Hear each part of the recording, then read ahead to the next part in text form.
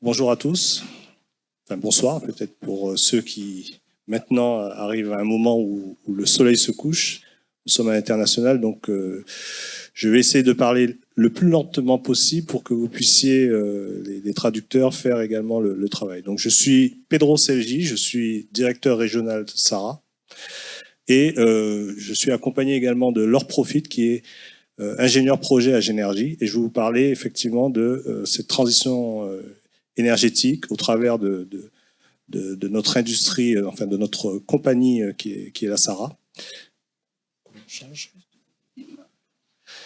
Donc, on a largement quand même parlé déjà de l'hydrogène. Je pense que Ludovic Osmar et d'autres intervenants en ont déjà dévoilé un certain, on va dire un certain nombre d'aspects. Ce dont on parle en tout cas au niveau de SARA, c'est on parle de transition énergétique et également d'hydrogène renouvelable. Donc on essaie de produire cet hydrogène justement avec le moins de carbone possible, donc un hydrogène bas carbone en tout cas, qui serait produit avec moins de 3 kg de CO2 par kilogramme d'hydrogène. Donc la décarbonation est quand même un terme que nous utilisons énormément au niveau de SARA. Et enfin bon, nous allons voir un peu plus loin comment ça se passe à notre niveau. Mais en fait, si on parle à chaque fois de décarbonation en disant qu'il faut faire de l'électrification, il est clair qu'on ne peut pas utiliser l'électricité pour tout, notamment pour certains types de mobilité. Et nous, au niveau de SARA, nous nous occupons de la mobilité au sens large. Alors, qui nous sommes? Donc, SARA, en Guadeloupe, nous sommes un acteur majeur, en tout cas principal, on va dire, de tout ce qui est énergie conventionnelle, on va dire énergie carbonée, pour la mobilité régionale sur les 3 territoires depuis plus de 50 ans, exactement depuis 1969. Nous sommes forcément intéressés, nous sommes forcément très très impliqués dans le fait de réduire les émissions CO2, puisque je pense qu'il y a un certain nombre d'études et un certain nombre de chiffres qui montrent que dans nos régions, en tout cas dans les régions non interconnectées et dans les régions telles que les îles, en tout cas, il y a le secteur du transport est l'un des plus émetteurs, en tout cas, de CO2. Donc il y a des chiffres, hein, 1,214 kilotonnes de CO2. Donc ça, c'est quand même conséquent par rapport à 2,392 kilotonnes de total en émissions en 2022. Ce sont des chiffres qui sont remontés et regardés au niveau notamment de Synergie et d'autres acteurs. Donc depuis 2015, nous nous sommes tournés vers l'hydrogène, notamment. Il y a un projet qui est conséquent. Nous sommes établis sur 3 territoires, et donc au niveau de la Martinique, il y a une raffinerie, et c'est l'un des premiers projets d'ailleurs qui a vu le jour, un projet qui s'appelle Cleargen, avec un projet de 1 MW au niveau de la raffinerie. Et depuis 2021, nous avons établi une feuille de route avec l'objectif de fournir des solutions innovantes et de contribuer à l'émergence de la décarbonation, donc de toutes sortes de production d'énergie sans carbone, enfin le moins carboné en tout cas, et c'est l'un de nos engagements principaux que nous traduisons au niveau de la PPE.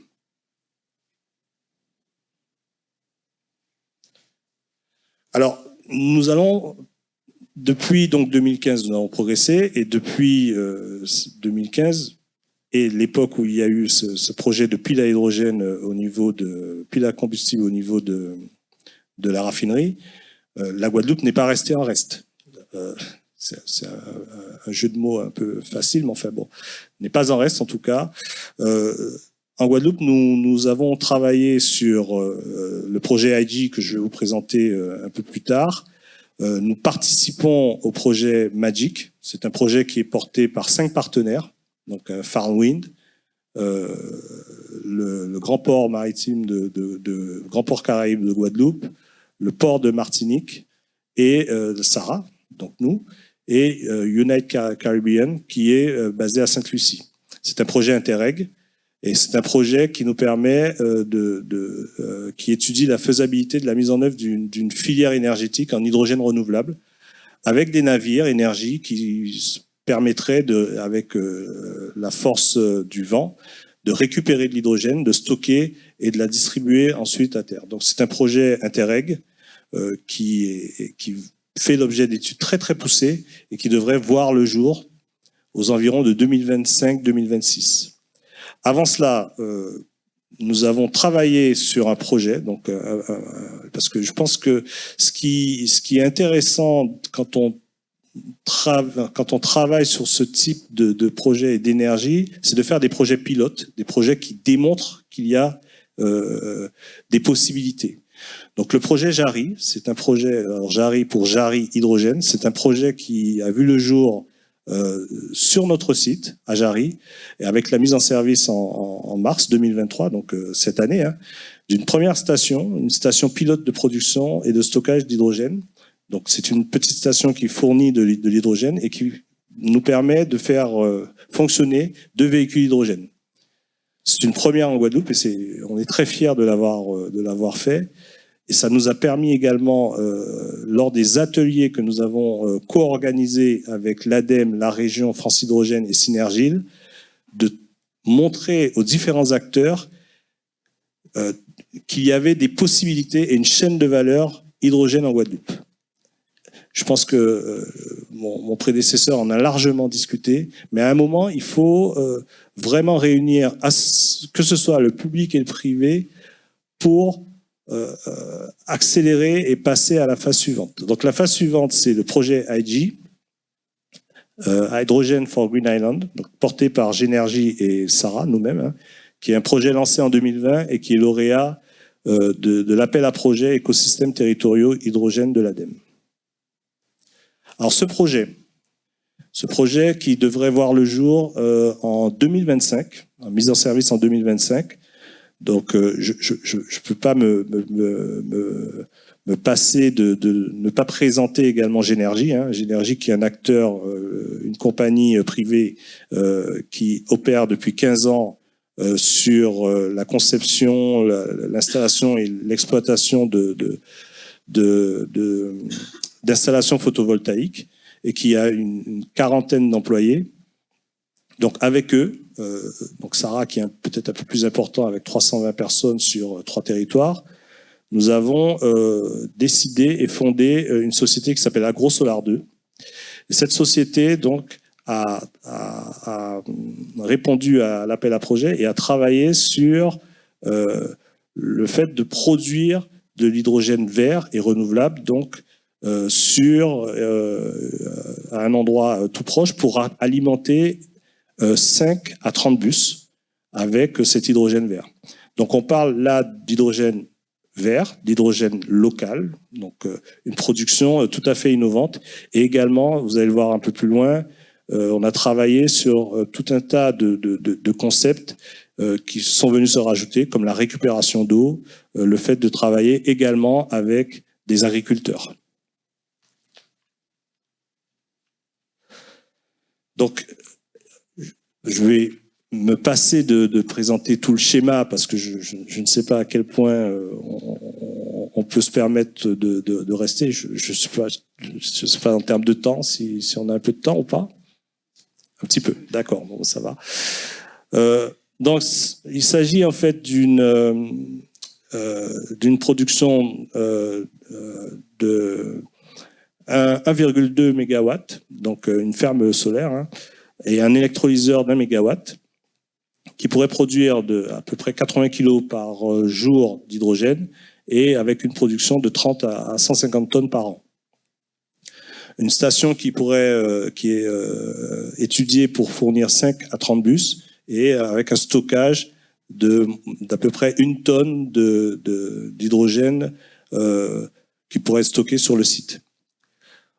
Parallèlement à cela, on pourra récupérer, c'est pas on pourrait puisque les études sont faites et c'est très clair, on pourra récupérer donc 400 mètres cubes d'eau, donc d'eau de pluie, hein, sur ces panneaux photovoltaïques et sur 2000 mètres carrés faire de ce qu'on appelle de l'agrivoltaïsme. Le budget, il est estimé à 10 millions d'euros et on va occuper une surface de 1 hectare. Donc sur le schéma, on voit qu'on est vraiment dans un cycle avec une récupération maximale de tous les éléments. On parle du soleil, de l'eau de pluie qu'on va récupérer pour justement l'injecter dans l'électrolyseur et produire et stocker cet hydrogène qu'on pourra distribuer. On parle de la production d'oxygène qui est quand même également conséquente, 240 à 1200 tonnes par an, qui pourrait aller vers le médical et aussi le traitement de déchets. On parle de cette électricité solaire d'injecter le surplus sur le réseau électrique. Et on parle également, à l'abri justement de ces panneaux photovoltaïques, de faire de l'agriculture sous ces panneaux, donc de faire pousser avec un espace qui ne serait pas en fait gâché. Et ça, c'est très important. Je pense que ça a été un des points qui était le plus important, où on pourrait fournir à peu près 50 tonnes de produits cultivés par an.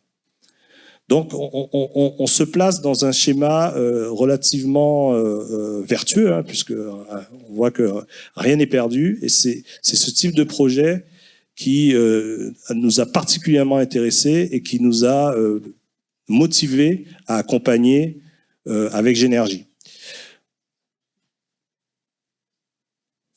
Quelques photos, enfin, on va dire, comment on appelle ça, des illustrations de cette production et puis de cette distribution qui serait au niveau de la route nationale du côté de la Lézarde, en face de Colin, pour ceux qui essaient de se projeter un peu là-dessus. Vous voyez bien que on ne vient pas perturber fortement l'environnement. On a ces panneaux photovoltaïques, mais on a encore de l'espace pour d'ailleurs faire d'autres choses. On est sur un point où on peut stocker avec un passage de bus qui pourrait venir s'alimenter, notamment des bus qui ont été fortement, en tout cas, accompagnés par l'ADEME et la région, puisque la région a joué un rôle très très important en termes de soutien et en termes moteur dans cette opération. Alors c'est une opération qui est en cours. Les permis sont déposés. La construction va démarrer en 2024 et début 2025, enfin premier semestre 2025, une mise en service.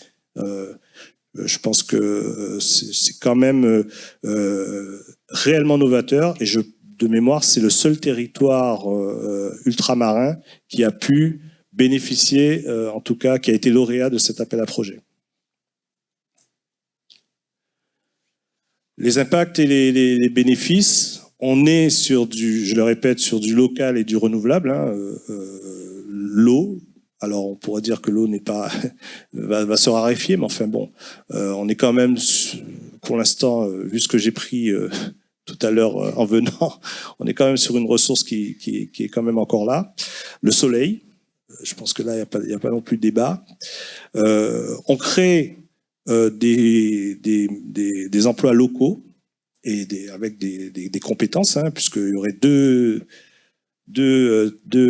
ingénieurs de maintenance qui seraient sur cette affaire, 4 techniciens et deux personnes en charge, 2 agriculteurs qui seraient sur ce projet. On réduit les émissions CO2. On est à plus de 100 tonnes d'émissions CO2 en termes de réduction gagnées. On renforce l'aspect autonomie énergétique du territoire. Donc ça, c'est aussi quelque chose qu'on a beaucoup regardé. Et on fait une introduction de cette première pierre, hein, au niveau de l'espace caribéen. Donc, on a tout gagné, je pense. Enfin, bon, je touche du bois et je pense que ça se passera bien sur la construction. Mais c'est vraiment ce type de projet qu'on doit développer. Nous sommes, au niveau de Sara, je pense qu'on l'oublie souvent, basé sur la production et l'autonomie énergétique du territoire. Donc ça s'inscrit tout à fait, et avec Génergie, on a trouvé là un acteur vraiment, un partenaire intéressant et compétent sur ce projet. Il y a quand même de toute façon un aspect financier également à rappeler. C'est l'aide de l'État au travers de l'ADEME, puisque bon, ce projet a bénéficié quand même de près de 4 millions d'euros.